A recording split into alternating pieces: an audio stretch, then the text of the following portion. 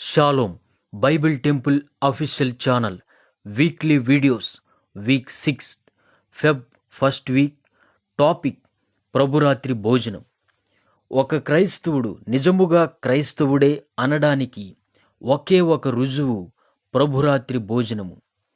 ఎందుకనగా ఒక మనిషి ప్రభువుని నమ్ముతాడు తన సమస్యలను బట్టి, కానీ ఒక మనిషి క్రైస్తవుడుగా మారతాడు తను బాప్టిసము తీసుకుని, అనగా రక్షణ పొంది.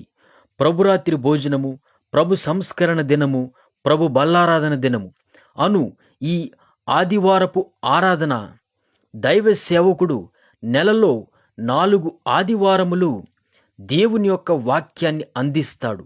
కానీ ఈ ప్రభురాత్రి భోజనములో దేవుని యొక్క అనగా క్రీస్తు యేసుని యొక్క శరీరమును రక్తమును ఆహారముగా అందిస్తాడు. అదే రొట్టె ద్రాక్షారసముగా. ఈ ప్రభురాత్రి భోజనమును ఎలా స్వీకరించాలి, ప్రభు బల్లలో ఎలా పాల్గొవాలి,